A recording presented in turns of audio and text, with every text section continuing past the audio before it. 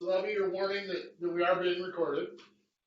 Are you guys all able? Give me a little wave if you're able to see my computer screen at your location. Okay, perfect. That's usually the biggest thing, is to make sure we can get both feeds going through.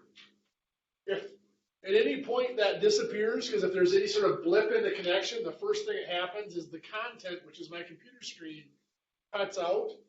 So don't be afraid to just yell at me if that disappears on your end. Usually I have to just shut it off and turn it back on. Or if there's any other technical difficulties, please let me know and we'll work on it. So anyway, this is Math for Health Professionals, and it is a 32-hour semester course. We schedule it with the high schools at 3 hours a week, so it ends up being scheduled for 48 hours. And we do that because all the high schools have different days off, in-service days, early release days, different spring breaks and stuff like that. So over the next 16 weeks, we have to find some way to get at least 32 hours of class. Generally, we get in about 36 to 38 hours of class, just to give you guys a little bit of extra content in here. So that's actually going to be part of our first assignment for today. Just going to be to look at your days off, days that you will be out of class throughout the next 16 weeks. So we start today.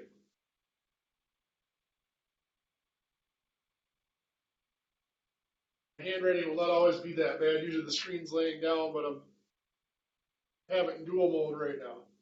And we end, our last day is scheduled for May 13th. Usually our last lecture ends up being May 11th, and the 13th is a makeup day for students that have anything missing. But our official end date is May 13th. So that is 16 weeks that we have to deal with this. Of course, with a week for spring break, and then whatever your spring breaks are. I'm going to apologize in advance. Throughout the semester, you're probably going to hear me say WITC a lot rather than Northwood Tech. It's just strictly force of habit. I've been here for 22 years. For 21 of those years, it was WITC. So I'm having a little bit of a mind catch trying to switch over. So please forgive me for that.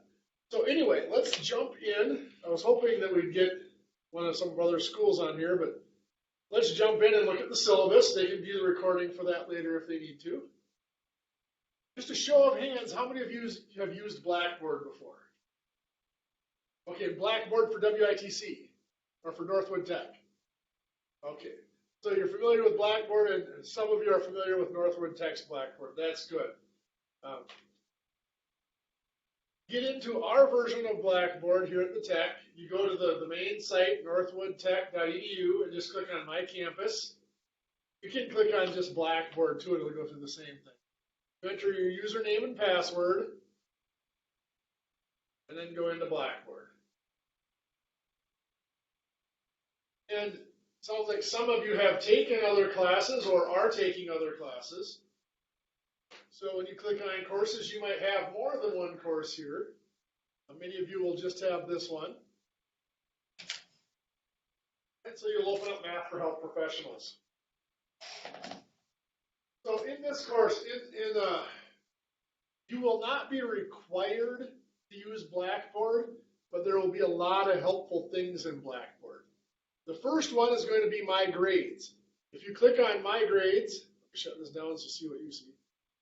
That'll give you a list of any assignments and what your scores are, and a running percent or total of how you're doing in the course.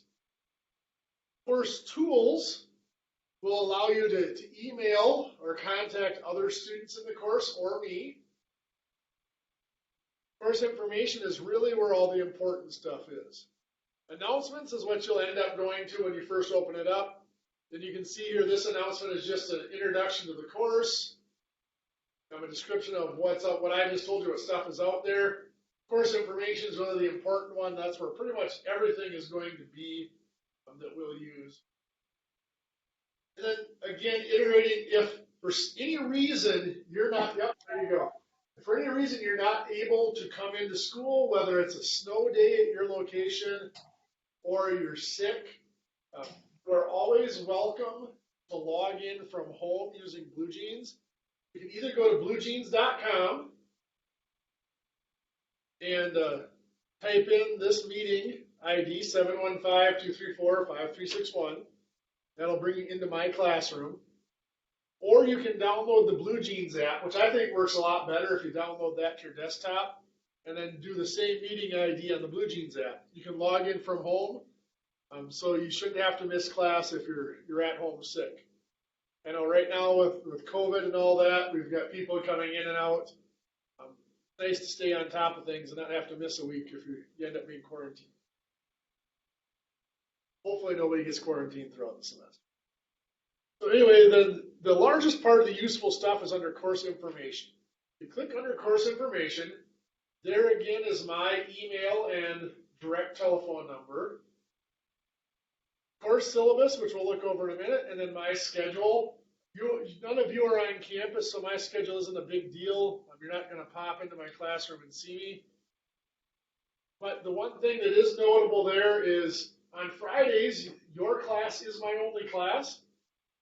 So you'll see a little bit different setup on Fridays. I will be teaching from my home office on Fridays. And then after we get into the semester a little bit, once the roads clear out, I'm going to try to make it to some of your other locations to teach. I know I've taught classes from Clayton before. I've not been in Clear Lake for quite a while, so it'll be interesting to get to some of your locations to teach some of the classes, hopefully, before the semester's out. Let's take a look at the syllabus. Not going to spend a ton of time on the syllabus because you guys can look through it on your own. But this course is a math course emphasizing the skills for nursing or other health occupations. Our pre-EDN program is highly recommended for their dosage calculation exams. Paramedics and EMT programs, paramedics require it, EMT recommends it. Any of our other tech diploma health-related programs also highly recommend this course. It goes through basic math. We have to do a little bit of foundational work. Then we do spend the majority of our time on dosage calculations and apothecary or medical drug-related math. And then we do spend a little bit of time on the next level. Many of the students who take this course, whether it's paramedic or nursing, will go on to a 4-year degree. So we do a little bit of prep of information that would help you make that transition into what you'd be taking next. So some a little bit more intense algebra and some statistics at the very end of the course. As we said, it's 2 credits. It's a 32-hour course. Now we have that flexible schedule, which we'll be working on throughout this week. We'll be looking at trying to figure out what most of the days are that we will be and will not be in class throughout the semester. That's just all of our section number stuff that you don't really need. We meet every Monday, Wednesday, and Friday from 11:36 to 12:22. Like I said, I realize we've got somebody logged in there. Durand? It is Durand. Okay, welcome, Ethan. Good to have you in class. We're just going through some of the syllabus stuff, and we will. It's recorded, so the link to the recording will be posted that you can look at it later. Stuff you missed here in the first few minutes. So my contact information will be out there again. Textbook. Some of you don't have it yet, but it will be this textbook here, Math for the Health Sciences. Fairly simple, compact textbook. Does a pretty decent job of having applied problems. So you're not looking at general math, you're looking at math applied to the health field, which makes it a little bit easier to figure out where it fits into the big picture. I do highly recommend that you have a scientific calculator for this course. I get asked about using cell phones as calculators, and for this class the answer is always no, because each high school has different rules on using cell phones. So for this class, I don't put the option out there so that we don't violate any of the individual high school rules on it. A simple 5-function calculator will do, but it is much better if you have a scientific calculator. I usually recommend the TI 30 is one that works best. Of course, I'm in presentation mode, so it's going to mess with it a little bit. It's the Texas Instruments Model 30. The 2-line display is a little bit better. They're about $12 or $13. They save a lot of work and they do fractions for us, so that's a big advantage there. Topics we're going to cover in this course. Now, these first few seem pretty basic, and so we'll move right along in the first unit or so just because of that, because all of you are still in high school, so you've had this stuff in a while.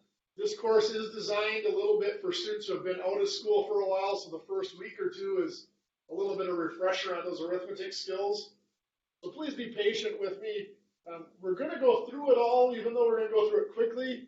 We're still going to go through it all just to make sure that all of you have brushed up on those skills. And it gives you a chance with some of the easier topics to get used to the language I use. Some of the language and the way I go about things might be different than what you're used to. So it's nice to have that little bit of an adjustment period anyway. So our operations with fractions and decimals and conversions between our different forms of numbers. We will work with percents. Do a lot of problem solving with percents, ratios, and proportions. And then the big ones. Our units of measurement, our medical units, and then our dosage calculations. Dealing with drip rates and stuff like that for IVs and other medical related calculations. Then, as we mentioned, some of the more serious algebra, geometry related, graphing linear equations, solving linear equations, dealing with XY planes and those relationships and basic functions, and then analyzing data. And that's where, as I mentioned, in this class, we tend to get a couple of extra hours because of the way we're scheduled. And that's usually where we apply those extra hours.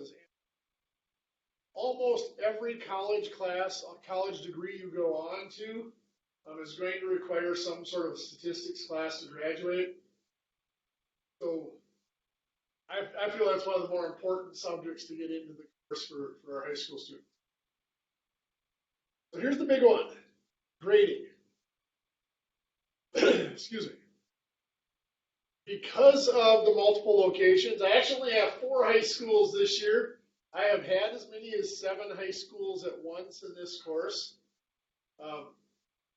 It is really difficult to collect homework and grade it. In fact, it's nearly impossible. So we don't do it. The only other option would be to have some sort of an online homework management system, like a MyMathLab or something like that. That adds too much of an expense to the course. So we don't do that. What that means is your grade is going to be based solely on our unit tests. There will be 5 unit tests. So the average score on those 5 unit tests will be your grade. Now that's not as scary as it sounds. On those tests, on every test, you are allowed to use your notes and your books. And you are allowed, we usually only take 1 class period to do the test, but you are allowed to take extra time outside of class if you can arrange that at your location. So you have as much time as you need to finish. And like I said, you can use your notes and your books. I think it's worked. It worked. You have an hard time hearing me? This is Austin. Perfect. Welcome, Austin. Good to see you. Or you can do the million. The ceiling in Boston, just so you know, there's a little bit better. We have all 3 of you in Boston, or just 2 of you today?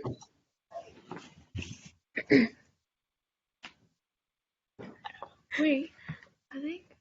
Boston, can you guys hear me? Yes. Okay. Who I have there? Do I have Claire? Yes, I'm over Okay, here. I'm off the corner. Okay, so Ellie or Ellie? Here. Yeah, it's Ellie. Ellie, okay, and Aaliyah? It's Elijah. Elijah? Okay, sorry. You're good. So we've got everybody here. That's good. Just so you know, we've just been going over the syllabus and basics. It's recorded, and I'll post that out there for you so you can see it later. Are you guys familiar with Blackboard? No, not really. Go back step before we're done here and show you how to get into Blackboard. Your contact person there should have information about your student ID and how to set up your password to get into Blackboard.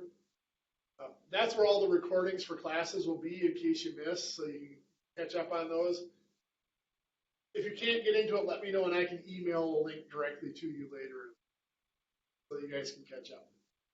So anyway, as I was saying, we'll go back over the last couple minutes here for you. Because of the multiple locations, homework doesn't get sent back and forth well, so you are graded solely on 5-unit tests. So the average score on those 5-unit tests. As I mentioned, you can use your books and your notes on those tests, and we do allow extended time. We take one class period in class, but you can set up more time at your own location with your own content people there as needed. So they're not as high pressure, high stakes as they sound. And if you do struggle on a test, I do allow you to do corrections to redo it and get back part of your points. We'll go over that more once we get to one of the tests. We do use the standard Northwood Tech grade scale here. You guys can look that over later. It's a little bit higher than what you might be used to at the high school. It doesn't go down. A's only go down to 92.5 instead of going down to 90 like most high schools do. So it might be a little different than what you're used to. With that, the rest of this is just our standard statements. If you have any needs, whether it's a diagnosed disability or just maybe struggling with tests or whatever, let me know and we'll do whatever we can to help make things easier for you. I'm here to help you learn as much math as possible, not to try to knock you down with a grade or anything like that. I really want to see all of you do very well. So please, if there's anything that you think I can do to help you or to make things easier for you, please let me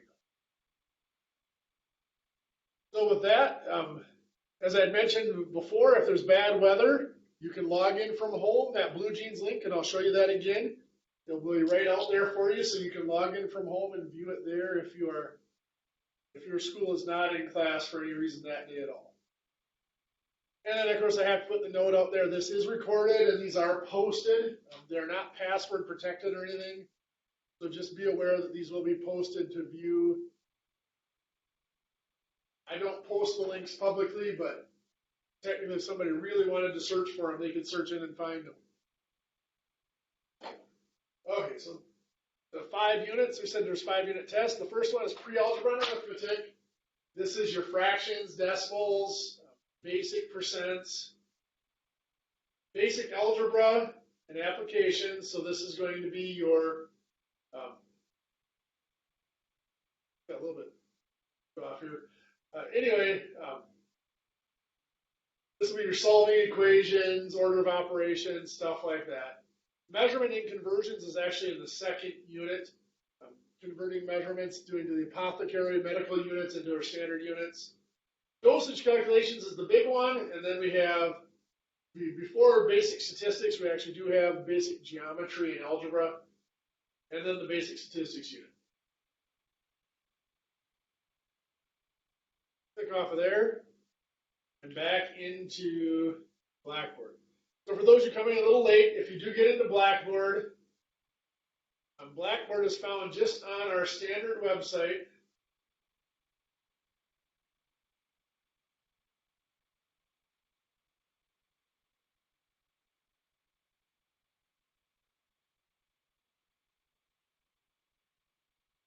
northwoodtech.edu.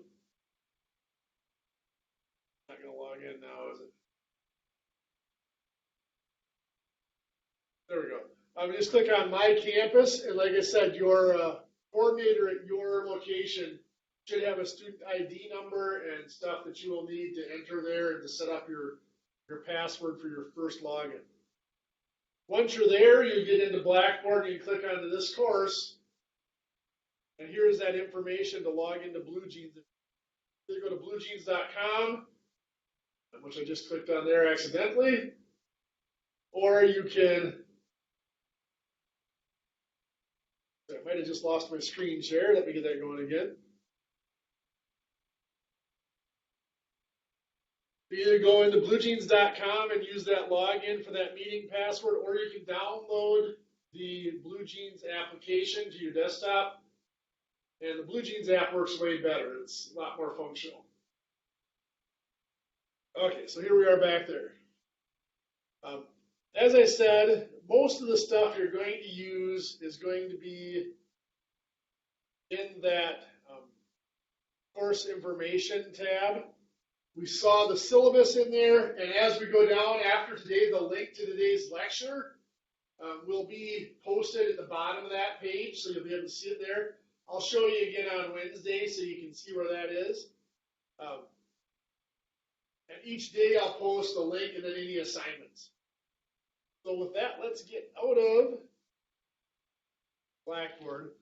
Now, I realize a lot of you come in a little late here. Does anybody have any questions on procedures or anything so far for the course? Okay. So first thing I will put out there, just so you have it, only assignment you are going to have for Wednesday.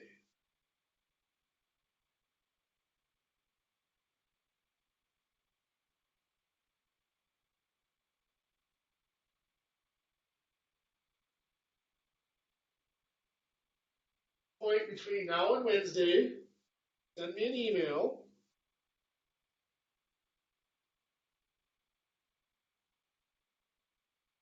Hoff@northwoodtech.edu. And in that email, I want you to include a couple of things. One,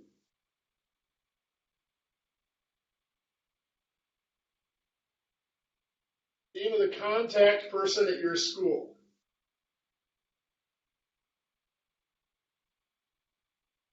Most schools have a guidance counselor or someone, or a distance education coordinator listed on our official paperwork, but many schools have different teachers in charge of individual classes. So let me know the name and email address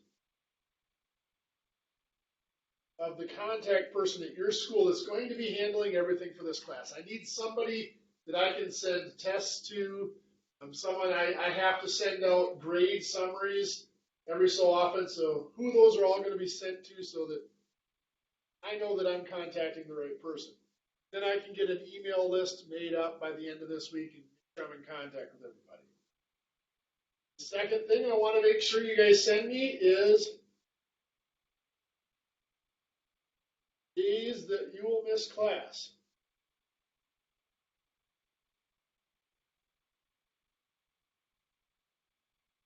Well, this is going to be a couple of different categories. One, of course, is official school days off.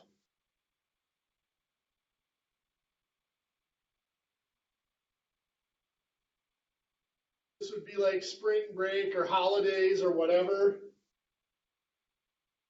That seems to be the big one every year, is each school seems to have a little bit different spring break or Easter break schedule that we work around. And then if there's any personal days, if you have any family vacations or other things where you're going to be gone, please let me know. As I mentioned, we have to come up with 32 hours of class between now and May 13th. I want to make sure we get at least 32 hours in. And so looking at those differing schedules will allow us to pick and choose. There'll be a couple of days I will be gone as well because of meetings. So I want to get that schedule nailed down as close as we can so that we know in advance if there's any big blocks of time there'll be. Okay, so with that, to fill out the last 15 minutes of class here today, I want to take a little bit of time to help you guys get used to what it is I mean when I say we're going to go over these basic topics again, but hopefully in a little bit different way. As you saw on our list, on our syllabus, this first unit is stuff that all of you have seen before. And I'm not trying to insult your intelligence by going through them again. I know that you guys can do this stuff. but in many cases there are little things behind the scenes, basic concepts behind the topics that don't get taught or don't get understood the first time through, that I want to make sure that those connections are made, because those connections are the things that make it easier to do more advanced math as we move up the ladder. The example I usually show here is one of our simplest concepts in math, but also one of the most misunderstood ones. That is the idea of a number. What is a number? Well, if I put a 4 up there, just give me a wave. How many of you would tell me that that is a number? Most people would, right? Some of you probably see that there's something coming here, so you're holding back. But that is actually what we call a numeral. It is just an amount. It's telling us how much of something. To truly be a number, we must have an amount, then we must have the label of what it is. Like we might have 4 cows. So this is an amount, our numeral 4, which I'm going to call the count. And what it is we have 4 of. In this case, cows, which I'm going to refer to as the name. Now I get it, you're probably thinking, oh boy, another math or science teacher who's going to make us label everything. That's not my purpose here. Although in medical math it is important to make sure the units are there and correct so that so communication is accurate for medical dosages. But the main purpose I want to stress that idea of the name or the label is the way that label, that name portion of the number interacts with other numbers and other names is what creates all the different rules that we've been taught for our different forms of numbers. To go over that, let's look at 2 of our most basic math operations and how the different forms of numbers interact with those operations, with the count and the name. We're going to look at addition and multiplication. Now you might be wondering why I skipped subtraction and division. Some of you that have had a lot of algebra might know subtraction is really part of addition. Addition is going forward, subtraction goes reverse. In fact, most definitions of subtraction are just that. It's the reverse of addition.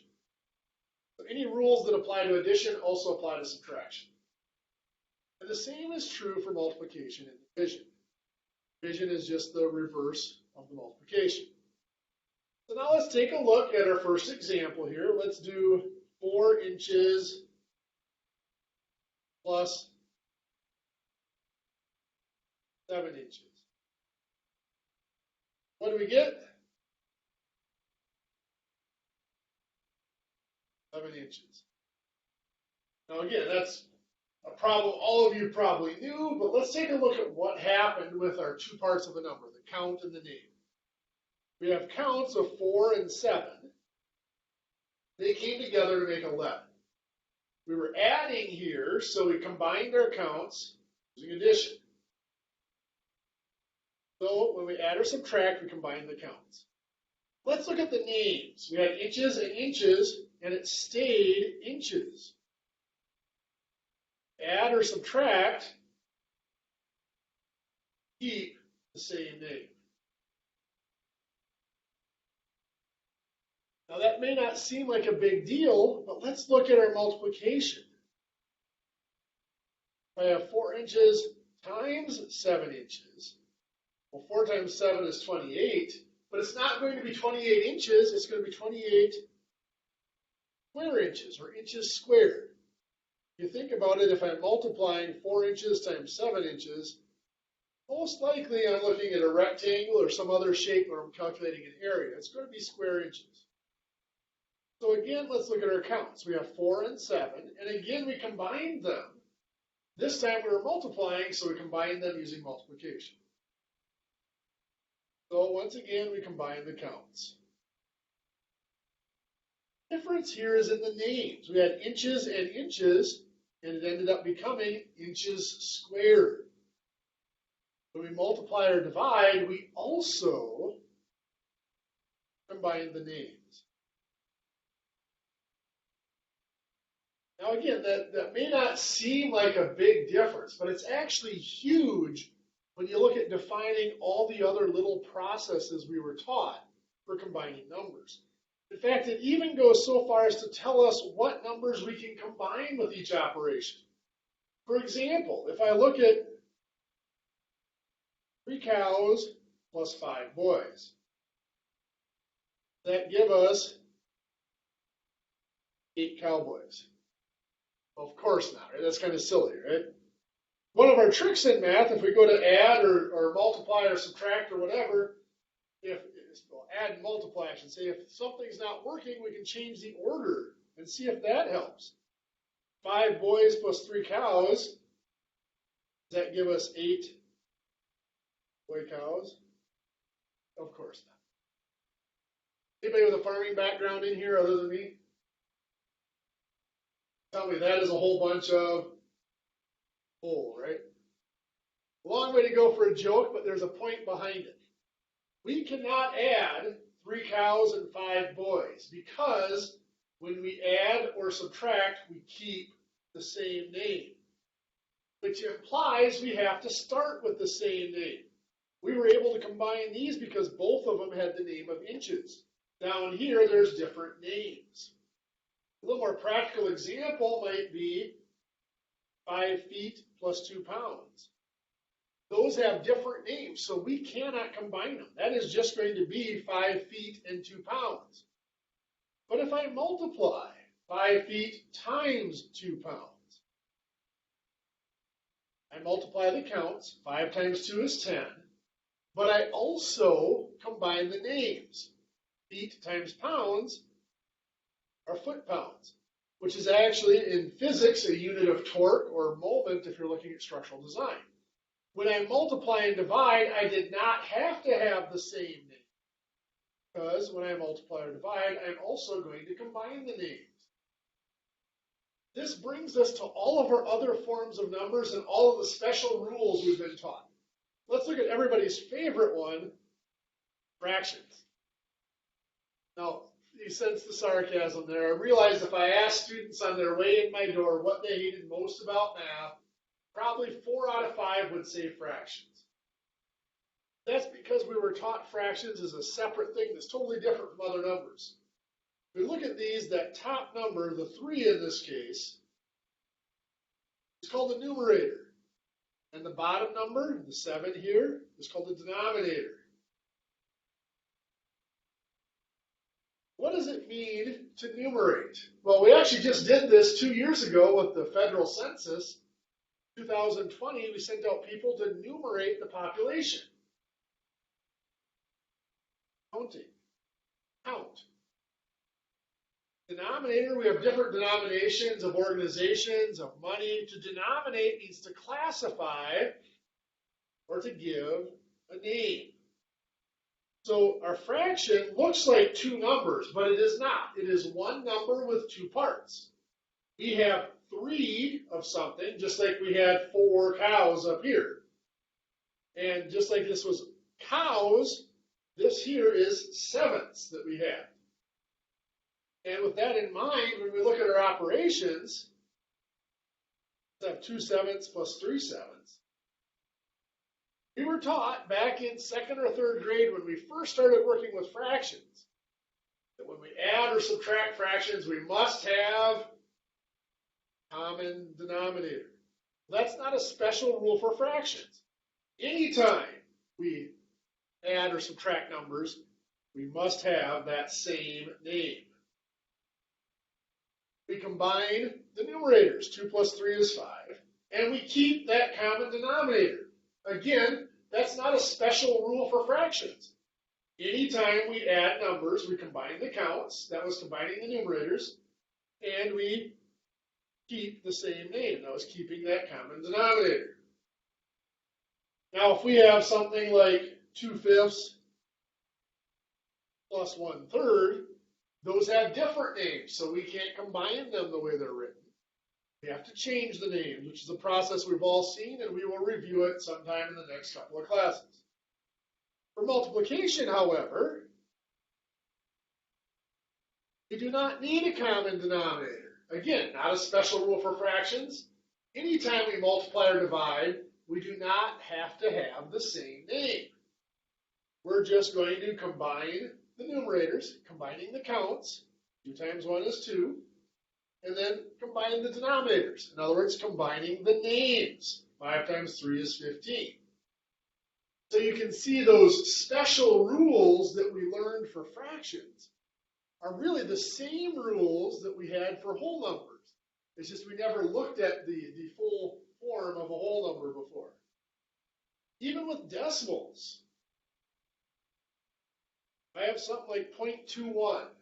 We know that is the official way of saying that is not 0.21, it's actually 21 hundredths. So if I go to add decimals, let's say I have 0.21 plus 0.3. If I set this up, 0.21 plus 0.3, is that going to work? No, because we've always been told we have to line up those decimals. 0.21 and then the 0.3 with the decimal underneath that. Why do we have to line up those decimals? Well, because this is, we already said this is 21 hundredths. This is actually 3/10. They have a different name. Fortunately, we just add a 0 there and that becomes 30 hundredths. And with the 0 in there, the decimals automatically line up. So lining up the decimal points when we add or subtract decimals is nothing more than making sure they have the same name. And then we add 21 plus 30 is 51. We've been taught you bring the decimals straight down. Why do we bring the decimal point straight down? Well, again, 21 hundredths plus 30 hundredths. We combine the counts, 21 plus 30 is 51, but we keep the same name, hundredths. Bringing that decimal point straight down is just making sure we keep the same name. We multiply 0.21 times 0.3. Notice I didn't bother lining up the decimal point because when we multiply, we don't need the same name. 21 times 3 is 63. And placing the decimal here is a little bit tricky. We've been taught you have to count 1, 2, 3 decimal places in the problem. We go to our answer and count backwards. 1, 2, 3 decimal places in our answer. So it's 0.063. Well, why did we have to add that 0? Well, again, because we were taught to count those decimal places. Well, this is really 21 hundredths. Tenths. We multiply, we combine counts. 21 times 3 is 63, but we also combine the names. Hundredths times tenths is thousandths. So when we're counting those decimal places in the problem and making sure we put that many decimal places in the answer, all we're really doing is making sure we find the names. And then we get into algebraic numbers, like 4x. Again, that's just the count of 4, and x is our name, just like inches or cows. So 4x plus 9x, combine the counts. 4 plus 9 is 13, and we keep the same name of x.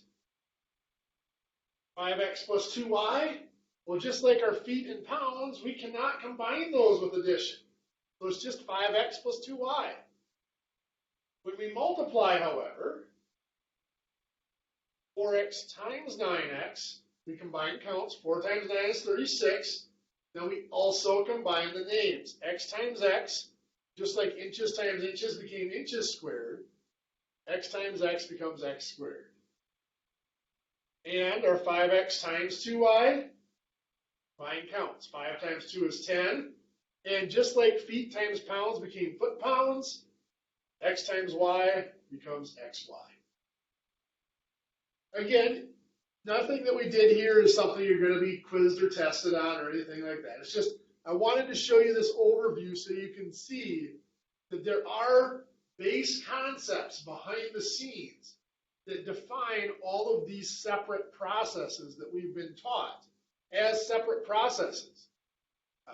Hopefully throughout the semester we can point out more of these base concepts that help you at least remember or understand why it is you do some of the things that you already know how to do.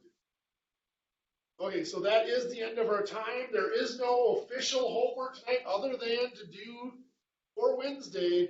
Send me that email giving me the name and email address of your contact person, and then any of the days scheduled that you guys are going to be missing through either your school schedule or personal schedule. You guys have a great day. It's good to meet all of you, and we'll see you all on Wednesday.